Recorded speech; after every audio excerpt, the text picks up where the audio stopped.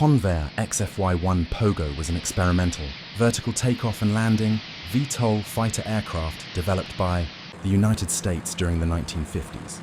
It was one of several attempts after World War II to create an effective VTOL fighter aircraft. Its primary objective was to be able to operate from small warships, without the need for long runways like conventional aircraft.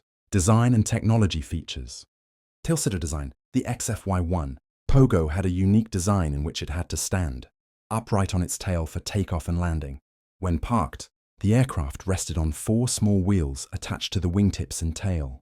Fins, both top and bottom. Engines and motors. It was powered by a powerful Allison YT40R6 or YT40A1416 turboprop engine, combining 2 small T38 engines. This engine powered a 16-foot, a 4.8 Curtiss-Wright contra-rotating engine with 3 blades. This engine provided significant thrust for vertical operation. Delta wings and tail fins.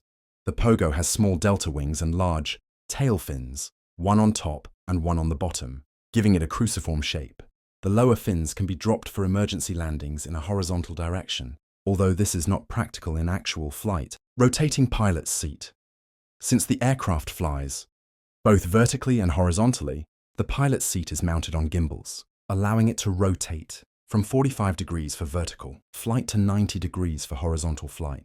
Hydraulic control system. It was one of the first aircraft to use a hydraulically powered flight control system, which is the system used on all modern fighter and transport aircraft today. No brakes. An interesting feature is that the XFY-1 had no brakes on its wheels, meaning it had to take off and land in calm or light air conditions. History and development. Initial idea. The US Navy issued a request in 1948 for a VTOL-capable aircraft to protect convoys and provide air defense against non-aircraft carriers. Convair and Lockheed, with the XFV-1 Salmon, were awarded contracts for the production of the prototype. First tests. The first flight tests of the Pogo began on April 29, 1954, in a large aircraft hangar at Moffett Field, California. Initially, the aircraft was tethered to a safety harness to protect both the aircraft and the pilot. First free flight. On August 1, 1954, Convair test pilot James F. Skeets Coleman made the first untethered vertical flight. Transition to horizontal flight. On November 2, 1954, the complete transition from vertical takeoff to horizontal flight and back to vertical landing was successfully achieved. Challenges and legacy. Difficulties in landing.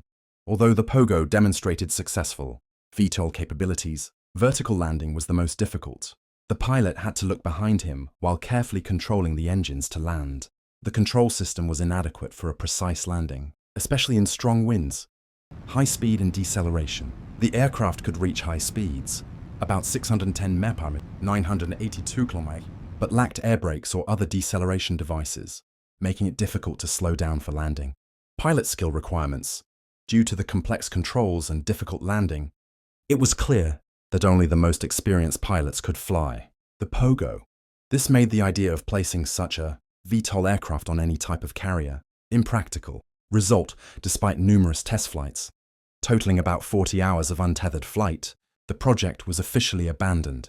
In August 1955, although flights continued until November 1956. The main reasons were technical problems and difficulties in practical operation.